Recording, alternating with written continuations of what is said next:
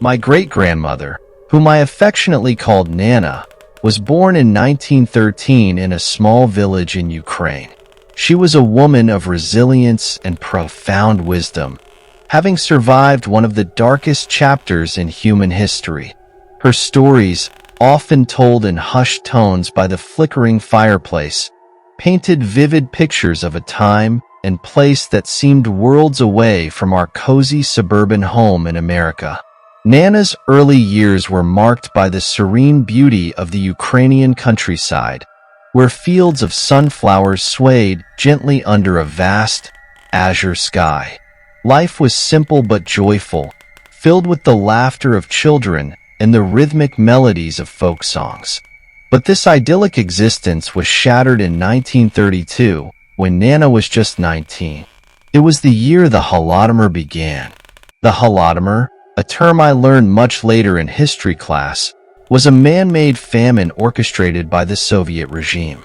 Millions of Ukrainians perished as a result of policies that stripped the countryside of its food, leaving families to starve. Nana would describe it as extermination by hunger, a term that chilled me to the bone.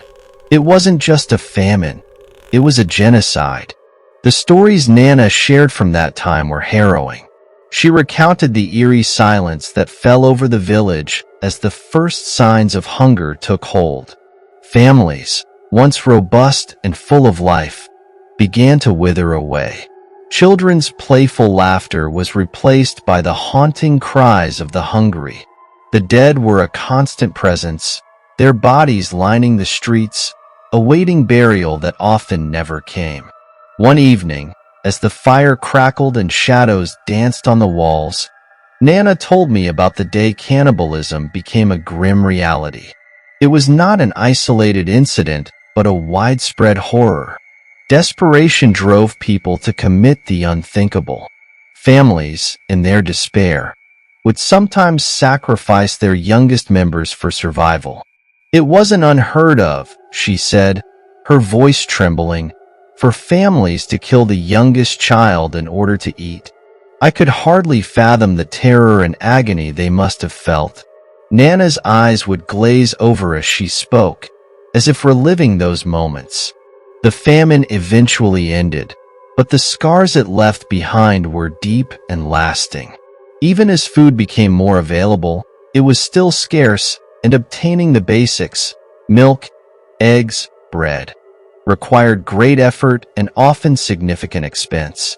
Nana believed that, despite the end of the famine, some people continued to resort to sinister methods to secure food. In 1936, Nana found herself pregnant with my grandfather. The pregnancy was a beacon of hope in those bleak times. Like many expectant mothers, she had cravings, and one of them was for fresh vegetables. However, finding fresh produce in those days was akin to finding gold. She spent countless hours searching, her swollen belly making the task even more arduous. One particularly grueling day, she was trekking up and down the streets, growing more disheartened with each passing hour. Just when she was about to give up, a small voice called out, "Lady, you need something?" She turned to see a young boy, no more than 8 years old, with unusually full cheeks. It was an odd sight since most people's faces had become gaunt from starvation. "I need vegetables," Nana told the boy, who flashed a grin that seemed too cheerful for the dire circumstances. "I know just the place," he said, and proceeded to give her directions to a nearby hovel. Despite her weariness and the nagging sense of weariness, her desperation drove her to follow his directions. As she approached the hovel, a pungent smell hit her, an odor reminiscent of slaughter. Nana, however, was too focused on the hope of finding food to question it. She pushed aside the curtain that served as a door and stepped inside. What happened next was a nightmare come to life. The room was dimly lit, and the first thing Nana noticed was a man standing with a plank of wood raised above his head, ready to strike. Her eyes then fell on a human head lying on the table, the sight of which wrenched a scream from her throat. Simultaneously, a woman's voice shouted, "Stop!" The woman, who had been lurking in the corner, scrutinized Nana, her eyes narrowing at the sight of her swollen belly. "The boy knows we have standards. We don't kill pregnant women," she declared. "Go. Live. Do not repeat what you saw. We can change our minds." Nana didn't need to be told twice. She fled from the hovel, her heart pounding in her chest, and never looked back. This harrowing encounter became a turning point in her life. Determined to leave the horrors of her past behind, she immigrated to America, where she hoped to start anew, far from the specter of cannibalism and famine. Years later, settled in a quaint town in the United States, Nana often reflected on her journey. She would sit in her rocking chair, her gaze distant, and I would listen, captivated by the strength and resilience that carried her through those dark times. "I still wonder what would have happened had they not noticed I was pregnant," she would muse, her voice tinged with a mix of relief and lingering fear. Her stories were a testament to the human spirit's capacity to endure and overcome unimaginable adversity. Nana's journey from the horrors of the Holodomor to the safety and peace of America was a reminder of the fragility of life and the enduring strength of hope. Nana's new life in America was a stark contrast to the horrors she had left behind in Ukraine. She arrived in New York City in the late 1930s, a city that, despite its own struggles with the Great Depression, seemed to buzz with an energy and hope she had long forgotten. The skyscrapers, bustling streets, and the diversity of people from all walks of life fascinated her. It was a world where she could start anew, free from the shadows of her past.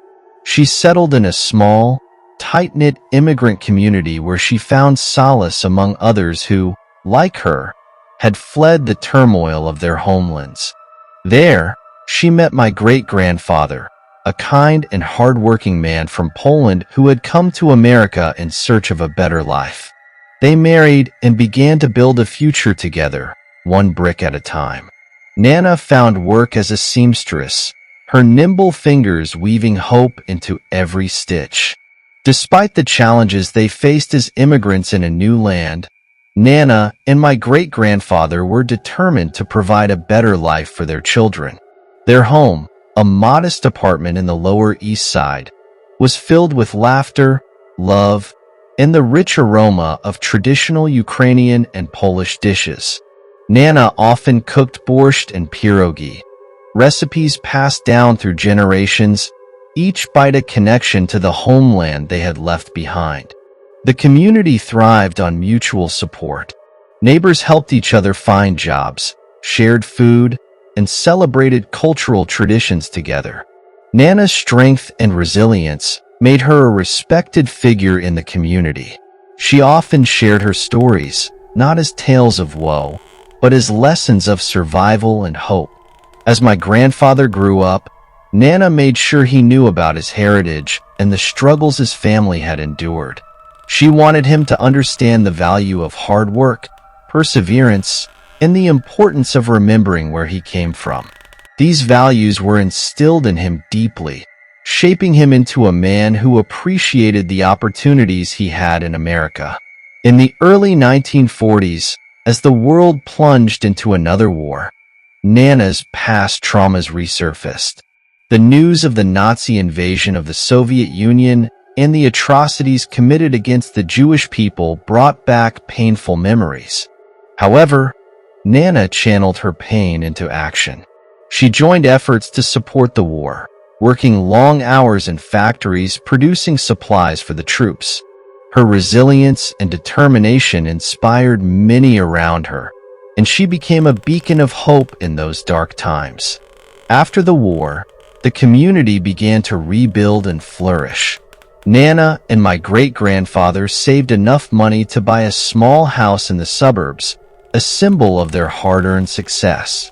It was a cozy home with a white picket fence, a garden where Nana grew her cherished vegetables, and a porch where she would sit in the evenings, reflecting on how far she had come. The years passed, and Nana's family grew. My grandfather married a lovely woman, and they had children of their own. I was born in the early 1970s, and from a young age, I was enchanted by Nana's stories. She had a way of making history come alive, her voice a blend of strength and tenderness. One summer evening, when I was about 10 years old, I sat on the porch with Nana, watching the fireflies dance in the twilight. "Nana," I asked, "do you ever miss Ukraine?" She smiled, her eyes twinkling with a mix of nostalgia and sorrow. "I miss the land," she said softly, "the fields of sunflowers, the songs we used to sing. But the Ukraine I knew is gone. The memories, both good and bad, will always be with me. But this," she gestured around us, "this is home now." As I grew older, I began to understand the depth of her words. Nana had not just survived, she had thrived. She had turned her pain into strength, her past into a testament to the human spirit's resilience. Her stories were a gift, a reminder of the fragility of life and the enduring power of hope.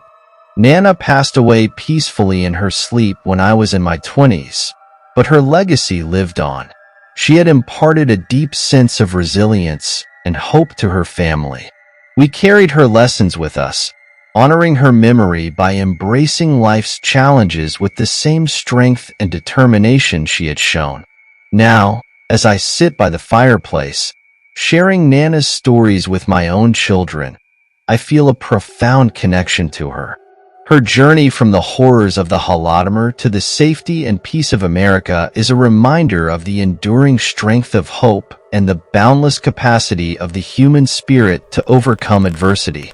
Nana's story is our story, a testament to the resilience that flows through our veins and the legacy of hope that we pass on to future generations.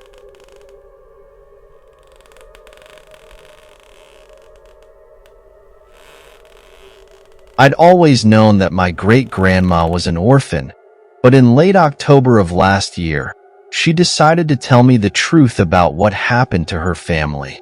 We were visiting her for her birthday. It was a tradition in our household, a road trip we knew in the back of our minds we would only take a few more times. She was turning 98, so that was just the cold, hard truth of the matter. In my childhood, the journey to central Iowa had been a fun and lighthearted affair. But now, my brother and parents could only maintain strained lightness as we met up and hit the road together. Each of us knew that this trip might be our last. For several hours, we drove through vast, open farm fields that stretched from horizon to horizon. My great-grandma's house was down a narrow dirt road off a wide dirt road, off a gravel tractor lane. As a city boy, it was more or less the most remote possible dwelling I could imagine. She was born there, had lived her entire life there, and would soon, well, as we parked in an open, muddy rectangle and stepped out to stretch our legs, the constancy of the place surrounded me. Every single year of my life, this house and its land had been exactly the same. The sky was open blue. The earth was a sea of waving gold, and the wind was a smooth river of cool warmth. There was never anything to mar those three pillars of sensory experience except the house, the barn, a defunct old tractor, and the bell, a simple thing raised high on an old metal crook. It sat out in the fields about a quarter-mile from the house, serving as a measure of the wind. If a storm was coming, the bell was supposed to ring, a necessary precaution in tornado country. The only problem was the bell, and its crook had rusted over long ago.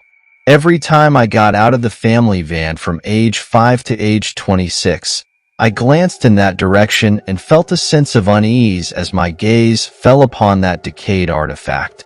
This time, at age 27, I looked over and saw that the bell had been scraped and polished clean of rust. It glinted in the sunlight, practically daring me to look at it. I followed my family inside while struggling with a feeling of dread that I couldn't articulate. Who had cleaned the bell and why? I tried to stop thinking about it as we gathered in the kitchen and said our hellos. My great-grandma was making tea and brushed off our attempts to help. She was a frail woman for whom movement was difficult, but she'd never let that stop her. The Wi-Fi password is on a note in the living room, she told us with unquestionable authority. Go stare at your phones, and the tea will be ready in a moment. My brother and I did as we were told, but my parents turned on the television instead of looking at their phones. For a few minutes, we stayed in our separate worlds, only returning to the present when my great-grandma brought in the tea. And we had a nice time. That night, when everyone else was long asleep, I happened to open my eyes and see a glow under the door of the guest room I shared with my brother. My parents were in a different room and would not see the same light, so it was up to me to investigate. Quietly, so as not to wake him, I crept out and down, finding my great-grandma still awake. She sat in her big jade leather chair, her gaze on the television. She asked me without looking my way, "You don't fall for this stuff, do you?" "What? Like ads?" She pointed her thin little arm at the nearby couch. "Sit," she said softly. "I'm going to tell you a family secret," she said, finally looking in my direction. "It's for you and possibly for your brother, but not your parents. Do you understand?" I didn't, not fully, but I nodded. "You know, I was an orphan for a time," she began. "Born in this house, lived with my family, but then raised by an uncle after it happened." She didn't wait for my nod. I was 10 years old that night. It was my birthday. My mother had gotten me a small cake about the size of your fist. I looked forward to that cake every year since we didn't exactly have sweets bounding about back then. It was 11 cents, so rather expensive. But my mother got one for every one of us on our birthdays. No matter what, she had to scrimp or save all year long. I tried to picture her as a little girl, bouncing around this same house. But it was hard. The house felt timeless, as if it had never changed, and neither had she. I saw Mary get her cake in January, Arthur get his cake in March, Eleanor in June, Clarence in July, then Ruth a week after Clarence. Then it was months and months until me, the odd one out, on October 29th. I was so excited about that cake.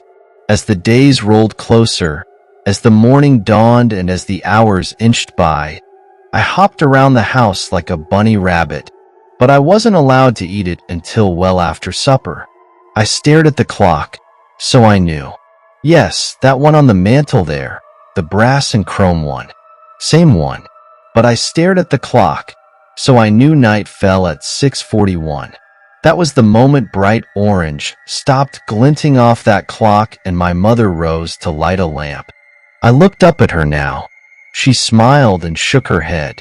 My brothers and sisters complained in a chorus and supported me, but she just shook her head at them. Too soon, and she'll ruin her supper. Father came in from the fields not long after that, dirty and tired as all get out. He ate in silence while we chattered endlessly about what type of cake it would be. Under the frosting, who knew? It might be raspberry, vanilla, or even chocolate. We grew silent as Father neared the cleaning of his plate, an event that would mark the end of supper. 4 pieces of meat and bread remained, then 3, then 2. Any moment now. He stopped at the last piece, holding it unmoving above the remaining dollop of gravy. We turned our heads. It was the bell ringing out in the fields. Father grunted, then put the last piece of his food back on his plate. Before rising, he opened the front door. We braced ourselves for the wind, but none came. He spat on and held up a finger to the night air, then shook his head. He moved back into our lamplight and sat. Arthur asked, "Is it gonna storm?" Mary asked, "Is there gonna be a tornado?" My mother shook her head, smiled at us, and told us not to worry. No wind meant no storm. But that bell kept ringing. My father dipped his last piece of food in the gravy and prepared to eat it despite the constantly ringing bell, but then sighed and put it back down. He motioned to Clarence. Clarence was the oldest, so he understood. He was nearly a man himself, and tying the bell would be no problem. He grabbed a candle, protected the flame with his hand, and headed out the open front door. My brothers and sisters and I piled up to the window, opening it. We found nothing but absolutely still chilly air. We watched his little spot of light move out around the house and into the fields in the direction of the bell. The clanging metallic sound stopped finally, and the candle's little flame hovered next to it for a solid minute. "Why is he taking so long to tie it?" Ruth asked. Eleanor suggested, "Maybe he's having trouble making a knot. Knots are tough." We watched for another minute or two before, and I know how this sounds, the little flame in the distance began to rise. Slowly, smoothly, straight up. We followed it with our eyes, exclaiming the entire time as it moved out of sight beyond the roof overhang. The bell began ringing again. "His knot must have come loose," Arthur said. Our parents came to look at our insistence, but there was nothing to see by then. Father motioned to Arthur, happy to help out. Arthur grabbed a full lamp rather than a candle. He hurried out the front door, around the house and into the fields while we watched from the window. The lamp was easier to see, and we were absolutely certain he reached the crook. As the lamplight hovered there, the bell stopped ringing. At that point, we had no reason to think anything was amiss. Maybe the wind had just blown a wisp of burning candle string up into the sky and Clarence had gotten lost in the dark. He would see the lamplight, find Arthur, and they would both come back. The rising little flame we'd seen had just been a fluke. Only problem was, staring out into the autumn night, we still felt no wind at all. We stared at that unmoving light for a strangely long period of time. What was he doing out there? Was he calling for his brother? Why couldn't we hear him? If so, our parents looked away for a moment, and in that instant, the lamp went out. We children bleated, but by the time they glanced back, there was nothing to see. There was only darkness. The bell began ringing again. My father began grumbling, but there were no more sons to send outside. He narrowed his eyes with thought, then handed Ruth, the oldest girl among us, our main lamp. Our mother laughed. "Ruth, be a dear and go find your silly brothers." Ruth was a little hesitant, but she accepted the lamp, leaving us in darkness without it. She headed out around the house and into the fields. This lamp was brighter, and we could actually see her carrying hand and her white pajamas in a small lit halo. On the way there, she regularly called out, "Clarence, Arthur, you two lost?"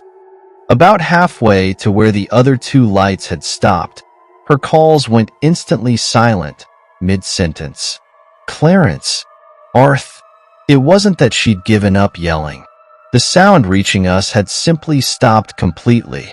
We could still see her carrying the lamp, still see her hand in pajamas, still see her turning this way and that. She even raised the house lamp near her face, and we saw her shouting into the darkness. We just didn't hear anything. Nothing except that constantly clanging bell growing faster in pace and louder in urgency. Mary, Eleanor, and I looked up at our parents with fearful gazes. My father shook his head, speaking for the first time that night. "So there's wind out there after all. The air is like a river inside an ocean. It's moving fast out there, carrying her voice away, but we can't feel it here." My mother seemed worried, but she nodded and accepted that. We saw her accepting it, So we gulped and believed it too. We all glued our eyes to that open window. Ruth reached the bell, and in that stronger light, it entered our view unmoving. At the exact same time, we heard it stop ringing. Ruth looked this way and that, clearly concerned. She seemed to silently yell a time or two before moving closer to the motionless bell. A half-tied rope hung from the crook, an indication that someone had attempted to tie it. But we couldn't see Clarence or Arthur anywhere near her. She put the lamp down on the ground to free her hands to tie the rope the rest of the way. But that mostly hid the light among the low-lying, recently harvested stalks. We waited, breaths held. The air held in my lungs started to burn. At long last, we were forced to breathe again. Ruth's light continued to sit there, barely visible between the broken plants. "What's taking so long?" Mary asked. Eleanor said, "I hope she's all right. Father told us she's fine. Kids are just playing a game with us." Our mother nodded in agreement. "Eleanor, go fetch your sister, will you?" Eleanor shook her head. "No way. It's scary out there. It's just a game." "You're not playing a game with us too, are you?" No. Eleanor gulped. "Then go get your sister and brothers. Tell them to come back in." It was pitch black out there, and almost the same inside with us, save for one lone candle. Trembling, Eleanor took our last candle and crept out into the night, scooting along the side of the house to stay as close to us as possible. Shakily she called, "Ruth, Arthur, Clarence, this isn't funny anymore." Now it was we who sat in the dark as Eleanor began to move further away with the last of our light. We tensed. Father eyed the open front door, and Mother softly moved to close and latch it. I wondered what they meant by that move, because how were the others supposed to get back in? But I suppose they'd unlatch it if anyone came back and knocked.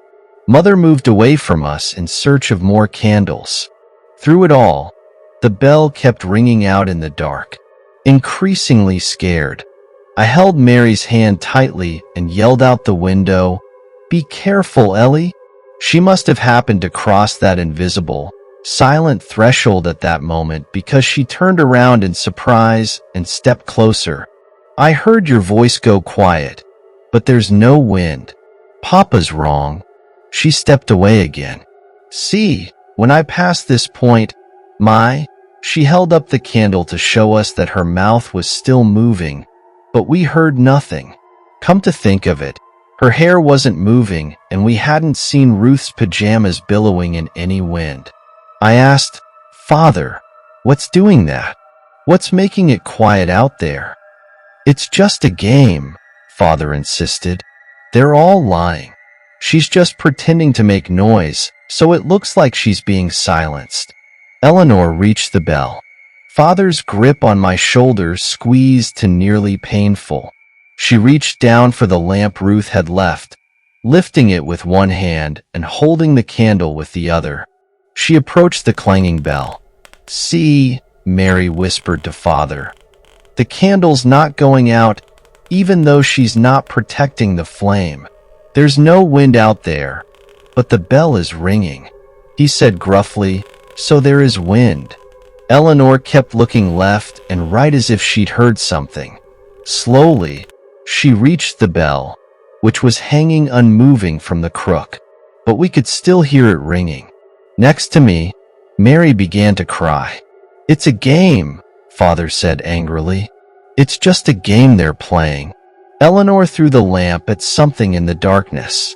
We saw the lamp crash, shatter, and go dark, but heard nothing. She raced toward us, candle in hand, but the flame went out because of her haste. We waited to hear her approaching or screaming, but nothing followed. The bell continued to clang. We waited in terrified silence. Mother returned with a candle for each of us, and we sat vigil at the window. Nothing and no one moved for hours. The bell clanged without wind. The night remained pitch black. The bell clanged and clanged and clanged, driving deeper into our ears with each passing minute. Near midnight, we broke. Father was beyond agitated. "Mary, go find your brothers and sisters." "No," she cried. "I'm not going out there." Mother glared at her. "You have to. This game has to stop." Urged on by both of them, Mary burst into tears and climbed out the window. Holding her small candle, she inched out into the fields. Her sobs went quiet as she passed that same point out in the darkness. Her flame reached the bell, and the ringing stopped. Her flame snuffed out. We held our breaths. The bell began ringing again. Father clenched his fists. "Go." I turned and saw he was looking at me. I suddenly realized I was the only child left in the house, and I felt horribly alone. Everything in me shrieked against the thought of going out into that cursed night. "No." My mother wavered in place, no longer adamantly in line with my father. She began to cry too. "What are you doing?" he demanded. "It's just a game. There's nothing to be scared of." She screamed and demanded, "Why do you keep saying that? Why have I been helping you do this?" He grabbed her and shouted in her face, "Because we haven't been sending our children to their deaths. That's not what's happening." She pushed his hands away and ran for the window. Pushing past me, she tumbled out and ran screaming toward the still clanging bell, not out of fear of father, but out of terror for her children. Arthur, Clarence, Ruth, Eleanor, Mary, for God's sake, where are you? He growled and leaped out after her, yelling, "We didn't kill them. Everything is fine." They both continued shouting until they passed that point in the dark and all went silent except for the bell. Twice more, it stopped ringing, and twice more it began again. In panic and terror beyond reason, I closed and latched the window and pushed all of the furniture against every entry to the house. I curled in a cupboard holding the last candle up to my face as it slowly melted its way down toward my fingers. I was alone. Somehow I was alone. We'd all seen the danger and stared right at it as it happened, but one by one, they'd all gone out there anyway. I'd been surrounded by a full band of siblings my entire life, and now I was completely and utterly alone in a house in the middle of nowhere. By the length of my candle, it was 3 in the morning when the knock came at the door. I trembled but did not make a sound. The knock sounded again. 40 heartbeats later, it was louder this time. I shook, holding my candle tight. The third knock was more like a tremendous crash or kick, and I heard the door explode inward. 60 heartbeats of silence passed, and then the floorboards creaked. Something in me told me to put out my candle for fear of it being seen through the cracks in the cupboard, but I didn't dare, not darkness. I couldn't handle darkness. I would scream if I did, so I kept it lit. Slow, quiet steps moved through the house. Whoever it was seemed to be pausing and listening at times. At others, they would rush forward to a random spot in a sudden frenzy and then stop abruptly. For 100 heartbeats after that, the bell began ringing again. But this time it rang from inside the house. It rang from the kitchen. It rang from near the bed. It rang outside my cupboard. Clang 10 feet away, clang 5 feet away, clang right up against the cupboard door. And then it opened. I sat expectantly, mouth open and eyes wide, as I waited for my great-grandma to continue. After a bit, I realized that was it. "But what did you see?" I asked. She shook her head. "That's not the point. I'm here, so obviously I survived. And a young man like you doesn't need to know what horrors walk this world outside the paved cities of man." Gulping, I asked, "You're not just pulling my leg. This really happened?" "Yes." Her gaze went distant by television light. "But here's what I want to tell you, and what you should tell your brother. The thing that opened that cupboard door and stared at me from the dark. The thing that hoped to wait out my candle before the coming of dawn had a bell tied to one of its teeth with a blood-soaked rag, such that it would clang when its mouth was opened for hunting. Somehow, someway, some heroic poor soul managed to tie a warning bell to that thing before they died. We heard that warning bell all night long, and yet my entire family walked out there one by one. We didn't listen because we didn't want to listen. My father knew what he was doing halfway through, but he didn't want to accept what he'd already done. So he did even worse, to continue living the lie. I narrowed my eyes. "What are you saying?" She grabbed my hand briefly. "Fear will tell you to put your candle out, but your head will tell you to keep it lit. Don't give in to fear. You keep it lit. You'll get through this." Turning my head, I became aware of a sound in the distance. "Is that the bell?" I was so caught up, I didn't notice. "How long has that been ringing?" She just clenched her fist and turned back to the television. My mind reeled as I processed my great-grandma's story. I had grown up listening to fairy tales and ghost stories, but nothing had prepared me for the chilling account she had just shared. The gravity of her words settled in my chest like a heavy stone. That night, I barely slept. My mind filled with images of my great-grandma as a young girl, alone in the darkness, clutching her candle while the bell tolled ominously in the background. The next morning, the air was thick with the scent of dew and freshly turned earth. I wandered outside, needing to clear my head. The landscape stretched out before me, an endless expanse of golden fields beneath a pale blue sky. It was hard to reconcile the serene beauty of the farm with the horror that had taken place here all those years ago. I found myself standing near the bell, its newly polished surface gleaming in the morning light. I reached out and touched it, half expecting it to swing into motion and start ringing. But it remained still, as if waiting for some unseen signal.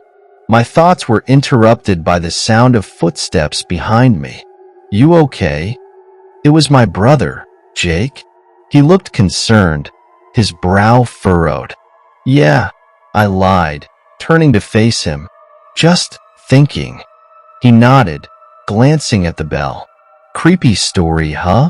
"Creepy isn't the half of it," I replied. "Do you think she was telling the truth?" Jake shrugged. "Who knows?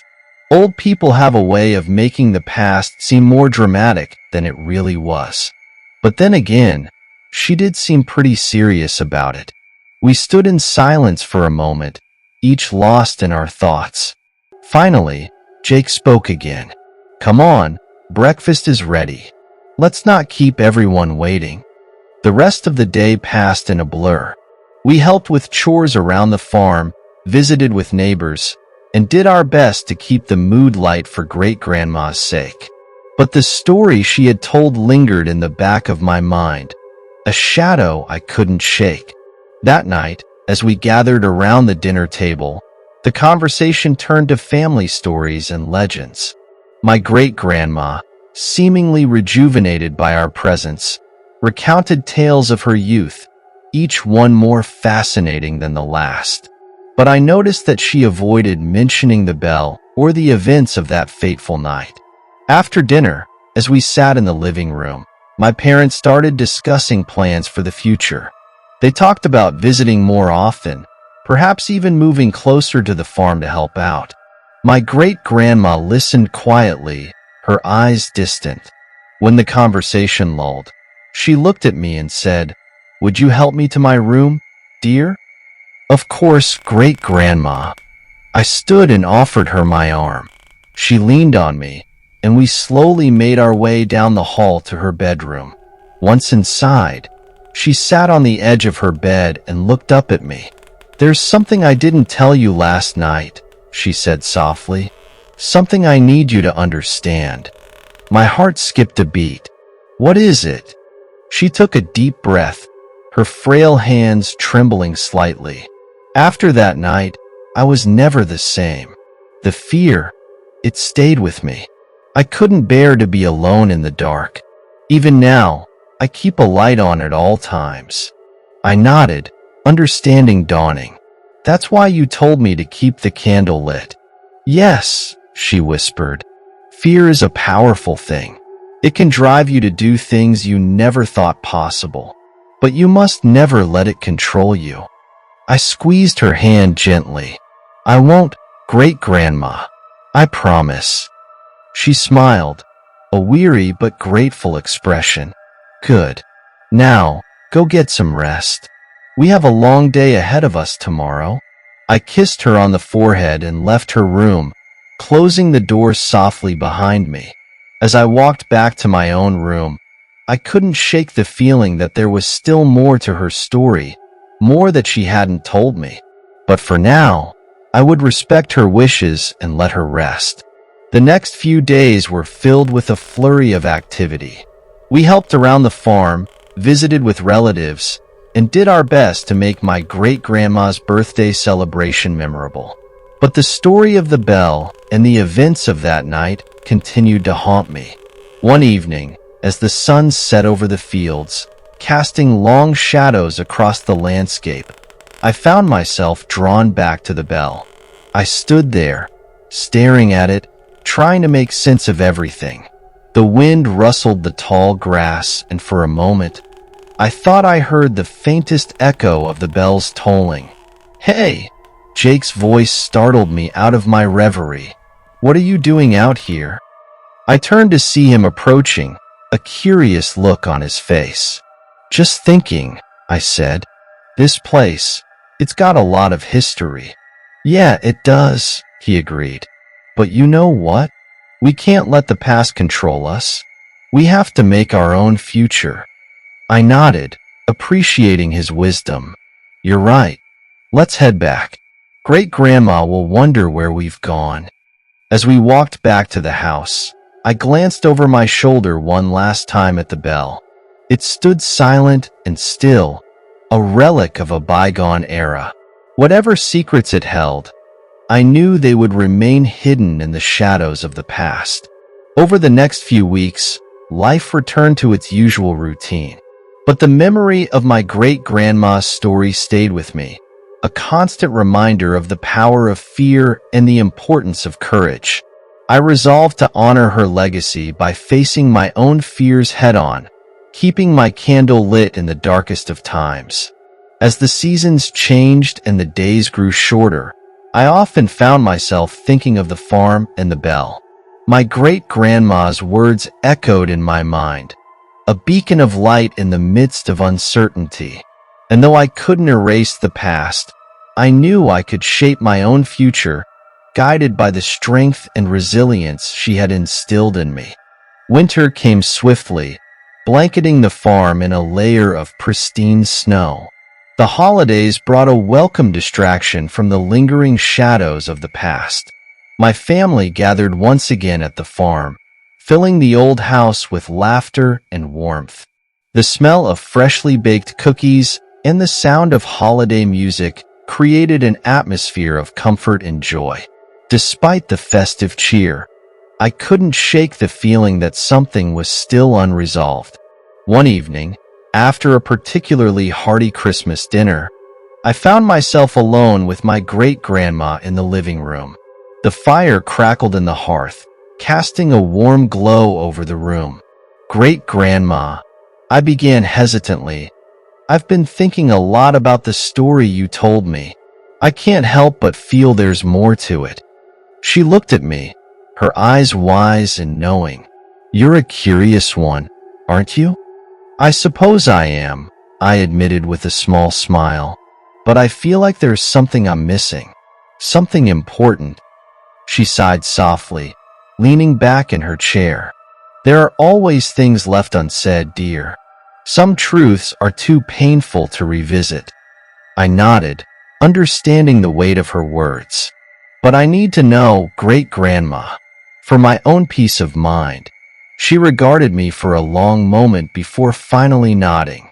All right, I'll tell you the rest. I leaned forward, eager to hear her story. She took a deep breath, her voice steady and calm. After that night, life on the farm changed forever. My uncle took me in, and he did his best to care for me. But the loss of my family left a hole in my heart that never fully healed. I couldn't escape the memories of that night, the sound of the bell, the darkness that swallowed my family one by one. She paused, her gaze distant as she recalled the events of her past. I grew up trying to lead a normal life, but the fear was always there, lurking in the back of my mind. I avoided the farm as much as possible, but every time I returned, the memories came flooding back. I listened intently, feeling a deep sense of empathy for her. Did you ever find out what happened to your family? She shook her head slowly. No. They were never found. It was as if they had vanished into thin air. The only thing left was the bell, still ringing in the darkness. The room seemed to grow colder as she spoke, the weight of her words settling over us. But you survived, I said softly. You found a way to keep going. Yes, she replied, her voice firm. I did, and you will too. Life is full of challenges, but we must face them with courage and determination. I nodded, her words resonating deeply within me. Thank you for sharing this with me, Great-Grandma. It means a lot. She reached out and squeezed my hand. You're a strong one, just like your great-grandma. Never forget that. As the fire crackled and the snow fell gently outside, I felt a sense of closure and understanding. The past would always be a part of me, but it didn't have to define me. I could honor my great-grandma's legacy by living my life with courage and resilience. The new year brought with it a renewed sense of purpose. My family and I continued to visit the farm regularly, helping out where we could and cherishing the time we spent with my great-grandma. She seemed to grow stronger with each visit, her spirit unbroken despite the weight of her past. One day, as I was helping her organize some old family photos, she handed me a worn leather-bound journal. This was your great-grandfather's, she said softly. He kept it during the war and after. I think you might find it interesting. I took the journal carefully, feeling the weight of history in my hands. Thank you, Great-Grandma. I'll take good care of it. That evening, I sat by the fire and began to read. The journal was filled with stories of my great-grandfather's experiences, his thoughts and feelings captured in neat, precise handwriting. As I read, I felt a connection to him and to the past that I had never experienced before. One entry in particular caught my attention. It was dated shortly before the events my great-grandma had described. In it, my great-grandfather wrote about the bell, mentioning that it had been acting strangely, ringing at odd times even when there was no wind. He had gone out to investigate but found nothing amiss. I turned the page, eager to read more, but the next entry was incomplete, as if he had been interrupted. The ink trailed off, leaving the rest of the page blank.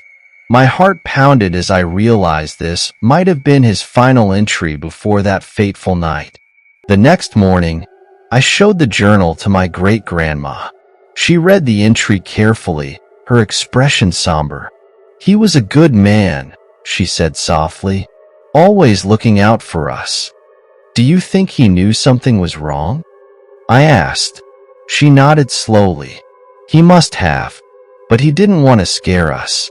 He always tried to protect us, even when things were at their worst. We sat in silence for a moment, each lost in our thoughts. Finally, I spoke. Great-Grandma, I think we should honor his memory by finding out what really happened that night. She looked at me, a glimmer of hope in her eyes. Do you think it's possible after all these years?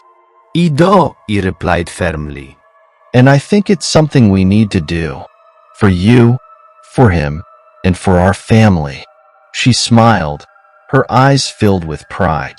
You're a brave one, just like your great-grandfather. Let's do it."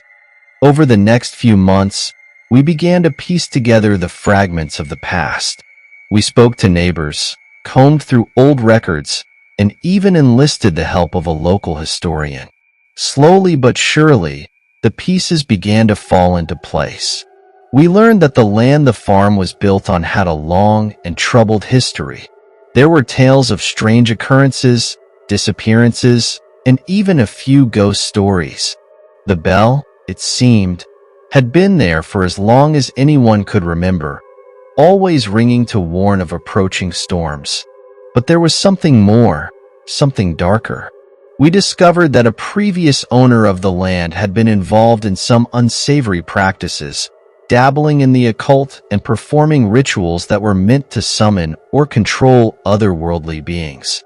It was believed that one of these rituals had gone wrong, unleashing something sinister that had never truly been banished. Armed with this knowledge, we decided to perform a cleansing ritual of our own, hoping to finally put the restless spirits to rest. On a cold, clear night, we gathered around the bell, armed with candles, sage, and the guidance of the local historian. As we began the ritual, the air grew heavy with tension. The wind picked up, swirling around us as if resisting our efforts. But we stood firm, reciting the ancient words and focusing our intentions on peace and closure. The bell rang once, twice, and then fell silent. For a moment, the world seemed to hold its breath. Then, a feeling of calm washed over us, and the oppressive weight lifted from our shoulders. We stood in silence, each of us processing what had just happened. Finally, my great-grandma spoke, her voice filled with emotion. "Thank you," she said softly. "You've given me something I thought I'd lost forever. Peace." We returned to the house, our hearts lighter and our spirits lifted. That night, for the first time in as long as I could remember, I slept soundly, free from the shadows of the past. In the days and weeks that followed, the farm seemed to come alive with a new energy. My great-grandma's health improved, and she seemed more vibrant than ever. We continued to visit regularly, cherishing the time we had together and celebrating the bond that had brought us through the darkness. As the years passed, the farm became a symbol of resilience and hope. It stood as a testament to the strength of our family and the power of facing our fears head-on. And though the bell remained silent, its presence was a reminder of the lessons we had learned and the legacy we carried forward. I often thought of my great-grandma and the courage she had shown in sharing her story with me. Her wisdom and strength had guided me through some of the darkest moments of my life, and I knew I would carry her lessons with me always. In the end, the past had not been erased, but it had been transformed. We had taken the shadows and turned them into a source of light, finding strength in our shared history and the love that bound us together. And as I stood once more by the bell, looking out over the golden fields beneath a pale blue sky, I knew that I was not alone. I was part of something greater, a legacy of courage, resilience, and hope that would continue to shine through the generations.